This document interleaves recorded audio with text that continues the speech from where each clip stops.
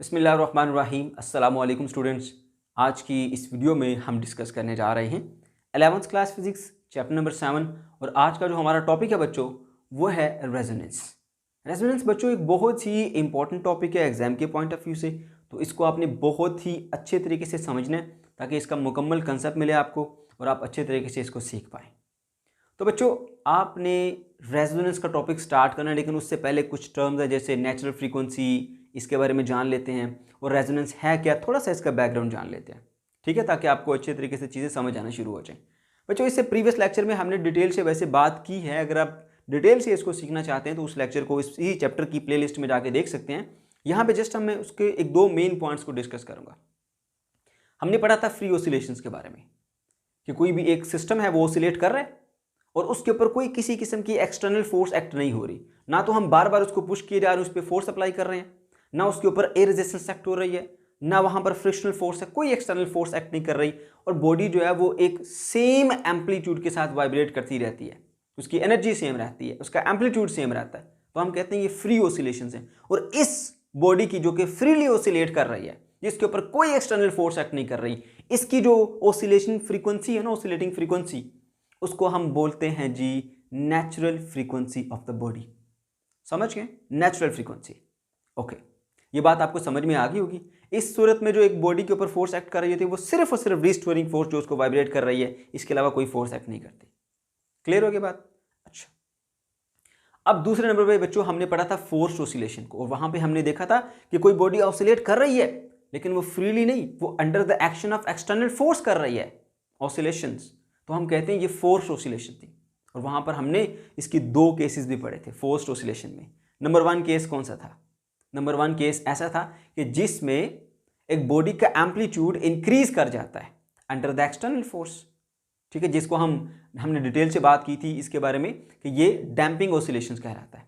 Number 2, external force के under influence एक body का एम्पलीट्यूड बढ़ जाना, उसकी ऑसिलेटिंग जो एम्पलीट्यूड है, जो ऑसिलेट कर रही है, उसकी जो ऑसिलेशंस का एम्पलीट्यूड है वो बढ़ जाना, इंक्रीज आ जाना, उसको हम बोलते थे रेजोनेंस। उसी रेजोनेंस को अब हमने डिटेल के साथ डिस्कस कर रहे हैं। ओके, अच्छा, तो अब आपको नेचुरल फ्रीक्वेंसी का भी आइडिया हो गया होगा कि नेचुरल फ्रीक्वेंसी क्या होती है सिस्टम की। ओके, सबसे पहले देख लेते हैं कि इसका मतलब क्या होता है रेजोनेंस का। बच्चों रेजोनेंस का मतलब होता है हम आहंगी, ठीक है, इनकी मुताबिकत पाया जाना, एक जैसी सिमिलैरिटीज पाया जाना। क्या होती है ये रेजोनेंस, जरा गौर से देखिए जरा बच्चों। एक, जैसा कि हमने पढ़ा, ये फोर्स्ड ऑसिलेशंस है, एक फ्रीक्वेंसी है सिस्टम की जिसके साथ सिस्टम ऐसे ऐसे ऑसिलेट कर रहा है, ठीक है, और एक एक्सटर्नल फोर्स जो उस बॉडी के ऊपर अप्लाई कर रही है, पीरियोडिक फोर्स, यानी जो एक खास टाइम के बाद खुद को रिपीट कर रही है, बार बार उसके ऊपर अप्लाई हो रही है एक मखसूस वक्फे के बाद, ठीक है। तो एक फ्रीक्वेंसी है इस सिस्टम की जिससे वो ऑसिलेट कर रहा है, ठीक। दूसरी फ्रीक्वेंसी है उस फोर्स की जिस फोर्स के साथ हम उसको बार बार उसके ऊपर अप्लाई कर रहे हैं, जो फोर्स उसको डिस्टर्ब कर रही है उसके ऊपर अप्लाई हो रही है, ठीक है, उस फोर्स की फ्रीक्वेंसी है।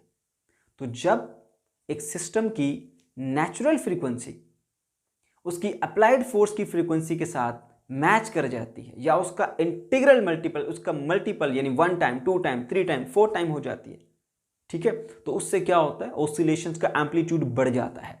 इस प्रोसेस को हम क्या बोलते हैं, रेजोनेंस बोलते हैं। मैं आपको एक छोटी सी एक्टिविटी से समझाऊंगा, लेकिन उससे पहले आपको एक एग्जांपल बता देता हूँ।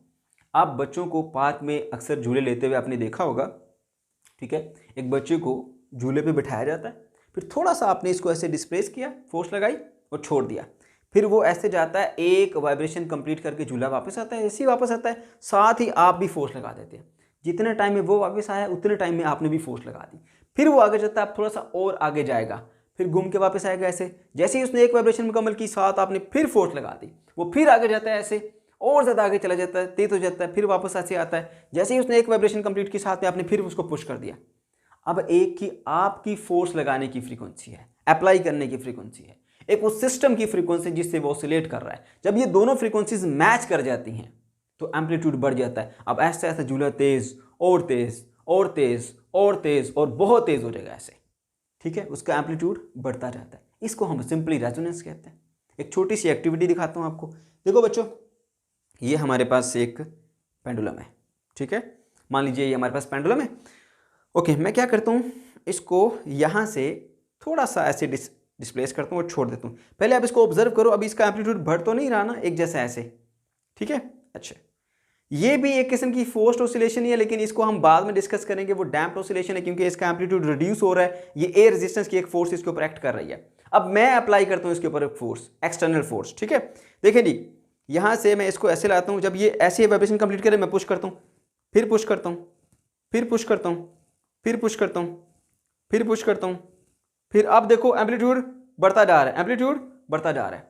इनिशियली एम्पलीट्यूड कम था, ऐसे ऐसे वाइब्रेट कर रही थी, ठीक है। जैसे ही वो एक वाइब्रेशन कंप्लीट करके यहाँ पहुँचती है, साथ ही मैं भी फोर्स अप्लाई कर देता हूँ। फिर ये एक वाइब्रेशन कंप्लीट करके यहाँ पहुँचती है, मैं फिर से एक फोर्स अप्लाई कर देता हूँ। फिर ये यहाँ से एक वाइब्रेशन कंप्लीट करके आती है, मैं फिर से फोर्स अप्लाई कर देता हूँ।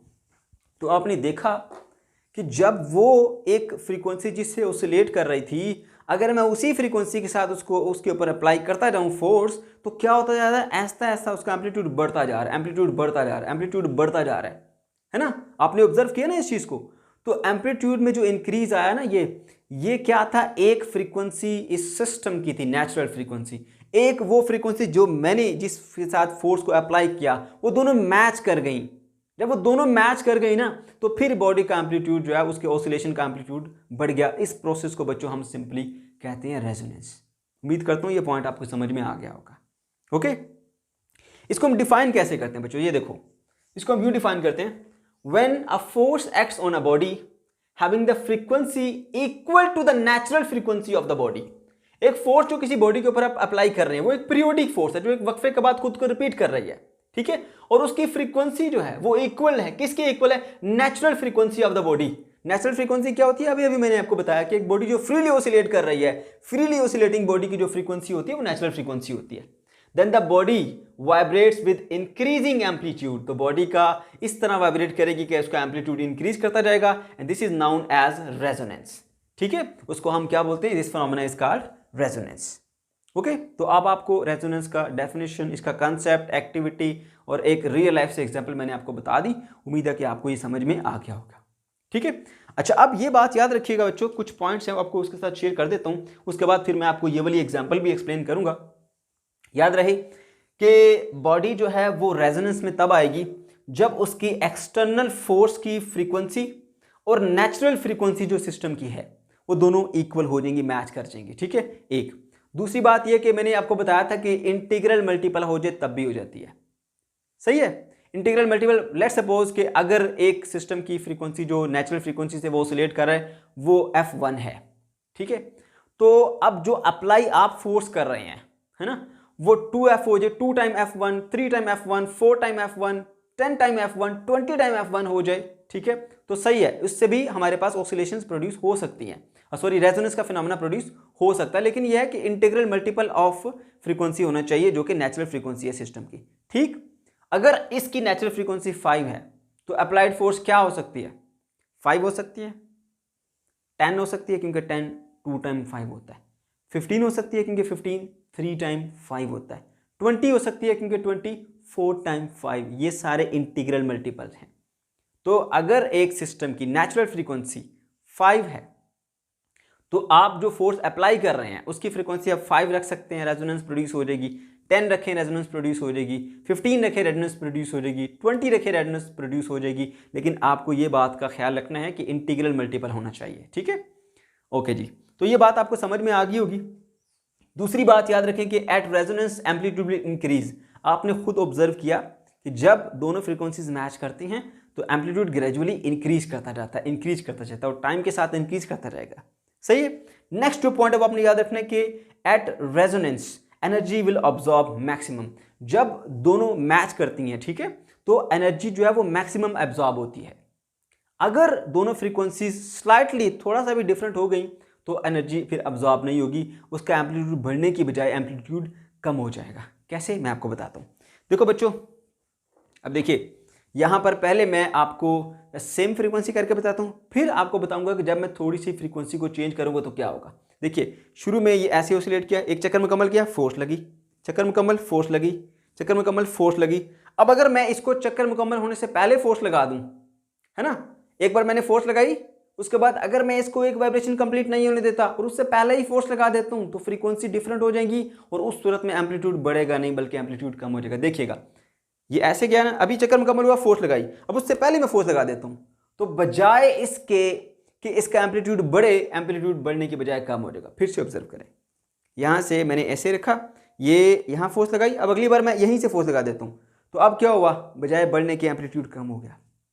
ठीक है, तो जैसे ही फ्रीक्वेंसीज थोड़ी सी भी स्लाइटली भी डिफरेंट होती हैं, इन दोनों का फ्रीक्वेंसीज डिफरेंट होने की वजह से एम्पलीट्यूड बढ़ने की बजाय कम हो जाता है।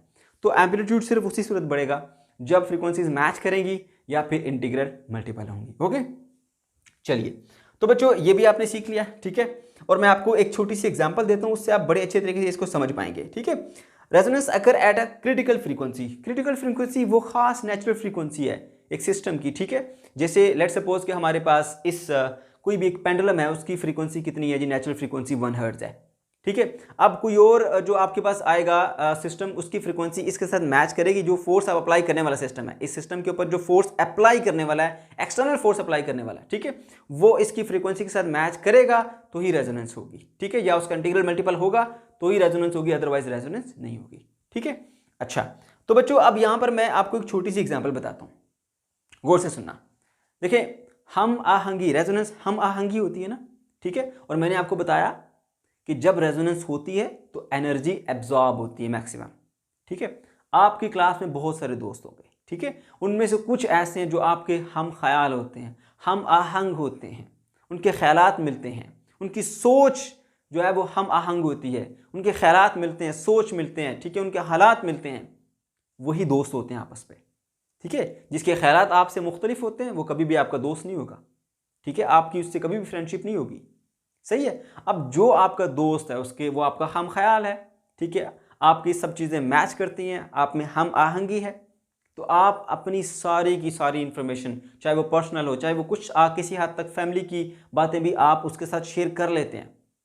ठीक है, आप इंफॉर्मेशन उसके साथ शेयर करते हैं, सेंड करते हैं उसको इंफॉर्मेशन, रिसीव करते हैं, एक्सचेंज करते हैं इंफॉर्मेशन, है ना। लेकिन अगर कोई आपके साथ हम आहंग नहीं है, ठीक है, आपकी सोच किसी दूसरे के साथ नहीं मिलती, आपको पता है ये इसकी सोच कुछ और तरह की है, मेरी सोच कुछ और तरह की है, अगर वो आपसे कुछ पूछ भी लेना, आप उसको कभी इंफॉर्मेशन उसके साथ शेयर नहीं करेंगे, आप ये सोचेंगे ये मेरा मजाक उड़ाएगा। अगर मैंने कोई अपनी वीकनेस इसके साथ शेयर कर दी या कोई बात बता दी, ये मेरा मजाक उड़ाएगा। सही है ना, ऐसा ही है ना।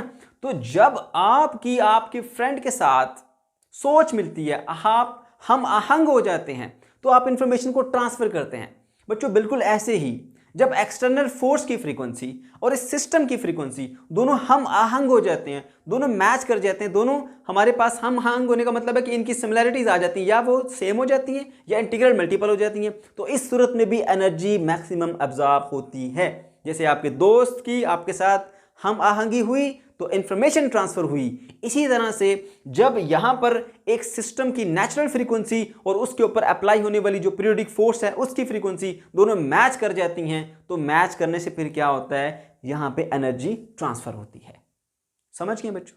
अच्छा, चलिए अब हम एक एग्जाम्पल ले लेते हैं। बुक में जो एग्जाम्पल दी हुई होती है, ठीक है, अक्सर स्टूडेंट्स को ये समझ में नहीं आ रही होती कि ये कैसी है। ठीक है, तो छोटी सी एक डेरिवेशन है, उस डेरिवेशन की हेल्प से आपको समझाऊंगा ताकि आपको इसका कंसेप्ट बहुत अच्छे तरीके से आ जाए। तो बच्चों ये हमारे पास एक पेंडुलम है, बल्कि एक नहीं काफ़ी सारे पेंडुलम हैं, 6 पेंडुलम है। इनमें से ये वाले जो पेंडुलम है, 2 ए और ए डैश ये सेम लेंथ के हैं, बी और बी डैश सेम लेंथ के हैं, सी और सी डैश ये दोनों सेम लेंथ के हैं। ठीक है, अच्छा, हमने इसको एक दोनों तरफ से एक स्ट्रिंग के साथ अटैच किया, वो स्ट्रिंग जो है वो हमने सही स्ट्रेच की हुई है, इस तरह से खींच के रखी हुई है, और उसके साथ ये पेंडुलम सारे हमने अटैच किए हुए हैं। ठीक है, अच्छा, अब हम जानते हैं कि जो पेंडुलम है ना, पेंडुलम उसका जो टाइम पीरियड होता है उसको हम कैपिटल टी से डिनोट करते हैं, and that is equals to 2 pi under root L over g. ऐसा ही है बच्चों, आप जानते हैं टाइम पीरियड के बारे में। अच्छा, और आप ये भी जानते होंगे कि time period is a reciprocal of frequency, या frequency is a reciprocal of time period. ठीक है, अच्छा, अब देखिए जरा इसी में से ना फ्रीक्वेंसी के लिए रिलेशन बनाना है, तो हम क्या करते हैं, इसको यहां लिखते हैं पहले, T is equal to 2 pi under root L over g, इसके बराबर होता है। अब दोनों तरफ रेसिप्रोकल ले लें इसका, इसको कर देंगे 1/t, इसको कर दें 1 डिवाइडेड बाई 2 पाई, ये भी आपके पास g डिवाइडेड बाई एल हो जाएगा। ठीक है, अब आपको मैंने बताया है कि 1/T बेसिकली किसकी शो करता है, फ्रीक्वेंसी को। So frequency f is equals to 1 divided by 2 pi under root g by l। अच्छा, अब यहां पर अगर मैं ये g को कांस्टेंट रखूं, ठीक है, यानी सेम हाइट पे मैं एक्सपेरिमेंट कर रहा हूं, g कांस्टेंट रहेगा, ये ऑलरेडी कांस्टेंट है, तो मैं इसको यूं लिख सकता हूं f is equals to constant, और फिर मेरे पास सिर्फ और सिर्फ 1 by square root of l बचेगा। ठीक है, तो पता चला कि इस पेंडुलम की जो फ्रीक्वेंसी होती है वो रिलेटेड है लेंथ के साथ इन्वर्सली। इसका मतलब ये हुआ कि अगर लेंथ में चेंज आएगा तो फ्रीक्वेंसी में चेंज आएगा। ठीक है, तो एक पेंडुलम की जो फ्रीक्वेंसी है वो डिपेंड करती है लेंथ के साथ। सही है, फिर से सुन ले, एक पेंडुलम की जो नेचुरल फ्रीक्वेंसी है वो इन्वर्सली रिलेटेड होती है लेंथ के साथ। आप इतना माइंड में रख लें कि अगर लेंथ चेंज होगी तो इसकी नेचुरल फ्रीक्वेंसी भी चेंज होगी, अगर लेंथ सेम रहेगी तो नेचुरल फ्रीक्वेंसी भी सेम रहेगी। यहां पे हमारे पास बहुत सारे पेंडुलम हैं, 3 इस तरफ और 3 इस तरफ हैं, इसमें a और a डैश दोनों लेंथ इनकी सेम है, तो याद रहे क्योंकि लेंथ का ताल्लुक फ्रीक्वेंसी के साथ होता है, नेचुरल फ्रीक्वेंसी के साथ, तो मतलब इन दोनों की नेचुरल फ्रीक्वेंसी जो है वो सेम होगी। ठीक है, इन दोनों की लेंथ सेम है, इनकी फ्रीक्वेंसीज मैच करेंगी, इन दोनों की लेंथ सेम है, इनकी फ्रीक्वेंसीज भी मैच करेंगी। अब बच्चों अगर मैं इस पेंडुलम a डैश को यहां से यहां तक लाके छोड़ देता हूं ऐसे, तो ये ऑसिलेट करना स्टार्ट कर देगा। ठीक है, विथ सम फ्रीक्वेंसी, जो फ्रीक्वेंसी डिपेंड करती है इसकी लेंथ के ऊपर, उतनी फ्रीक्वेंसी के साथ ये ऑसिलेट करेगा। अब अगर ये उतनी फ्रीक्वेंसी के साथ ऑसिलेट करेगा जो इसकी लेंथ पे डिपेंड करती है, तो ये बच्चों पेंडुलम इस स्ट्रिंग से जुड़ा है, तो स्ट्रिंग में भी डिस्टर्बेंस प्रोड्यूस करेगा। मान लीजिए एक तरह की पीरियोडिक फोर्स प्रोड्यूस कर देगा, और वो पीरियोडिक फोर्स इन सब के ऊपर अप्लाई होगी, इस पर भी, इस पर भी, इस पर भी, इस पर भी, इस पर भी, सब के ऊपर एक पीरियोडिक फोर्स अप्लाई करेगा। ठीक है, लेकिन इनमें से वो पेंडुलम जिसकी लेंथ इसके बराबर थी उसकी फ्रीक्वेंसी भी इसके बराबर होगी, क्योंकि फ्रीक्वेंसी किस पे डिपेंड करती है, लेंथ पे। ठीक है, इसकी नेचुरल फ्रीक्वेंसी और वो जो एक पीरियोडिक फोर्स आ रही है उसकी फ्रीक्वेंसी दोनों मैच करेंगी, ये वाला पेंडुलम एनर्जी को एब्जॉर्ब करेगा और एब्जॉर्ब करके एक लार्जर एम्पलीट्यूड के साथ ऑसिलेट करना स्टार्ट कर देगा। तो आप देखेंगे कि सिर्फ इस पेंडुलम को डिस्टर्ब करने से ये उसी के बराबर लेंथ वाला पेंडुलम जो है वो एनर्जी एब्जॉर्ब करता है और ऐसे ऐसे ऑसिलेट कर रहा था। क्यों? इसकी लेंथ बराबर थी, इसकी लेंथ से जो फ्रीक्वेंसी जनरेट हुई वही फ्रीक्वेंसी डिस्टर्बेंस को मिली, और वो डिस्टर्बेंस वाली फ्रीक्वेंसी यानी अप्लाइड फोर्स की फ्रीक्वेंसी और इसकी नेचुरल फ्रीक्वेंसी दोनों मैच कर गई। मैच करने से सिर्फ वही पेंडुलम ऑसिलेट करेगा, क्योंकि जब फ्रीक्वेंसीज मैच करती हैं रेजोनेंस होती है, तो रेजोनेंस होते हुए एनर्जी मैक्सिमम एब्जॉर्ब होती है। बाकी थोड़ा बहुत डिस्टर्ब होंगे लेकिन प्रॉपरली वाइब्रेट नहीं कर पाएंगे। हमने पढ़ा था कि at resonance energy absorption is maximum. तो रेजोनेंस का मतलब है कि दोनों फ्रीक्वेंसीज मैच होती हैं। इसकी अप्लाइड फ्रीक्वेंसी जो कि डिस्टर्बेंस की फॉर्म में आगे आ रही थी और इसकी नेचुरल फ्रीक्वेंसी दोनों मैच करेंगी, तो मैच करने से क्या होगा, ये वाला वाइब्रेट करेगा। अब अगली बार अगर मैं ऐसा करता हूं कि मैं इसको डिस्टर्ब करता हूं ऐसे, अब इसकी लेंथ और इसकी लेंथ सेम है, इनकी नेचुरल फ्रीक्वेंसी सेम होगी। ठीक है, तो इसको जब मैंने डिस्टर्ब करूंगा तो उससे सिर्फ और सिर्फ ये बी पेंडुलम जो है ये वाइब्रेट करेगा। अगर मैं इस सी डैश वाले को यहां से ऐसे डिस्टर्ब करके छोड़ देता हूं, ठीक है, तो इसकी लेंथ और इसकी लेंथ सेम है, तो सिर्फ ये दोनों की आपस में नेचुरल फ्रीक्वेंसीज मैच करेंगी और सिर्फ ये दोनों पेंडुलम ही वाइब्रेट करते हमें दिखाई देंगे। बाकी थोड़ा बहुत डिस्टर्ब होंगे लेकिन लार्जर एम्पलीट्यूड के साथ वाइब्रेट करेंगे सिर्फ ये 2 पेंडुलम ही। ओके, तो बच्चों यहां से हमने ये कंसेप्ट सीखा रेजोनेंस का। मैं एक बार फिर से बता देता हूं ताकि आपका कंसेप्ट ज्यादा क्लियर हो जाए। एक ये पेंडुलम है और एक ये पेंडुलम जिनकी लेंथ सेम है।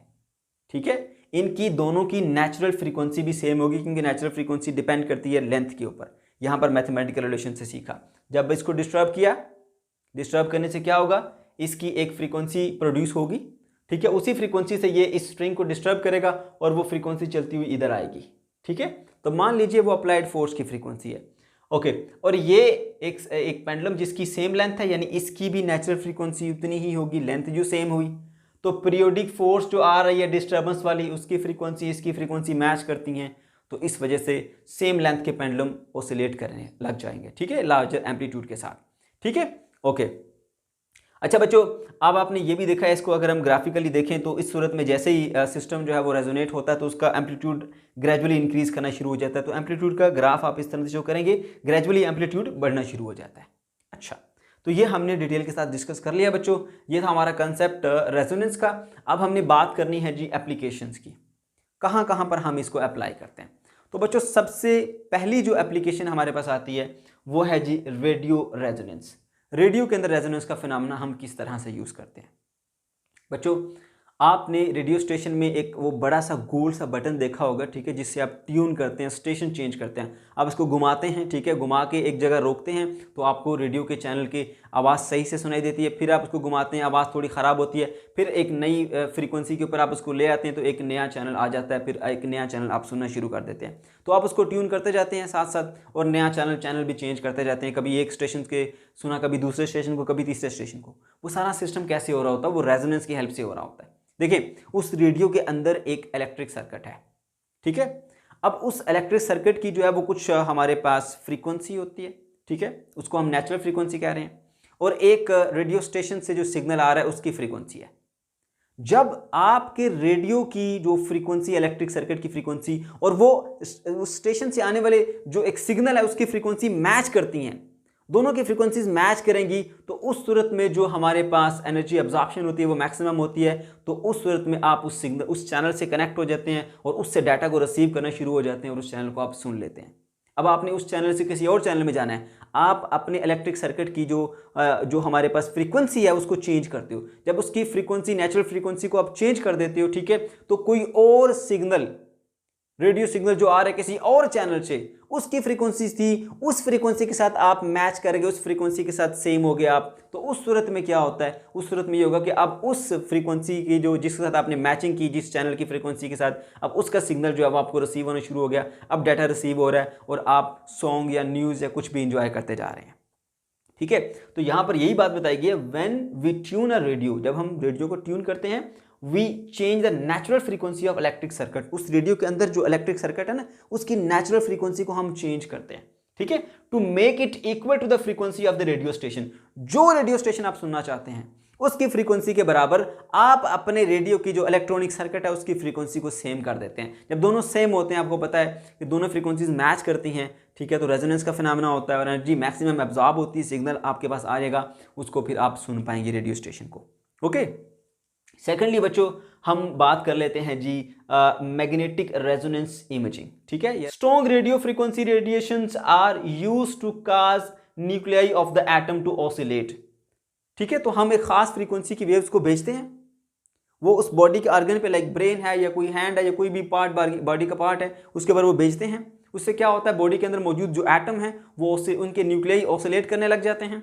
उनकी फ्रीक्वेंसी और ये जो वेव्स हमने भेजी जब उनकी फ्रीक्वेंसीज मैच करती हैं, फ्रीक्वेंसीज मैच करने से एनर्जी एब्जॉर्ब होती है।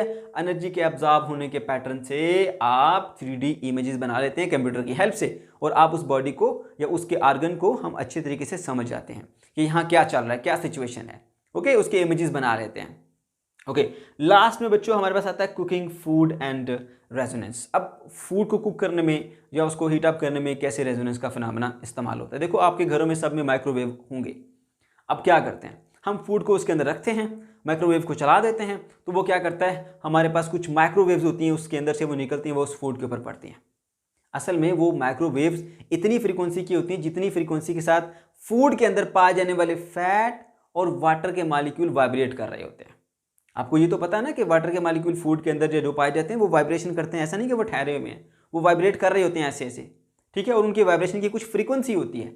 हम माइक्रोवेव्स को उसी फ्रीक्वेंसी पे जाके उनके साथ भेजते हैं, ठीक है। अब वाटर के जो मॉलिक्यूल या फैट के मॉलिक्यूल जो ऐसे ऐसे वाइब्रेट कर रहे हैं, एक उनकी नेचुरल फ्रीक्वेंसी है और एक माइक्रोवेव की फ्रीक्वेंसी है। जब वो दोनों मैच कर जाती हैं तो दोनों के मैच करने से क्या होता है, रेजोनेंस होती है, और इस सूरत में मैक्सिमम एनर्जी अब्जॉर्ब होती है, एम्पलीट्यूड जो है वो बढ़ जाता है, जिससे हीट प्रोड्यूस होती है, ठीक है, और आपका खाना जो है वो आसानी से गर्म हो जाता है, ठीक है। ये फिनोमेना हम माइक्रोवेव ओवन में भी इस्तेमाल करते हैं। In microwave oven we use microwaves of frequency similar to the natural frequency of the vibration of water and fat molecules. खाने में फैट्स होते हैं ना, और खाने में वाटर मॉलिक्यूल होते हैं, तो हम ऐसी माइक्रोवेव भेजते हैं जिनकी फ्रीक्वेंसी इनकी वाइब्रेशन या इनकी नेचुरल फ्रीक्वेंसी के साथ मैच करती हैं, ताकि रेजोनेंस हो, इन वाटर मॉलिक्यूल का एम्पलीट्यूड बढ़े, वो ज्यादा एम्पलीट्यूड के साथ वाइब्रेट करेंगी तो बॉडी का टेम्परेचर बढ़ेगा, ठीक है, और उससे क्या होगा, उससे फिर होगा फूड जो है वो कुक हो जाएगा या वो फिर हीट अप हो जाएगा, ठीक हो गया।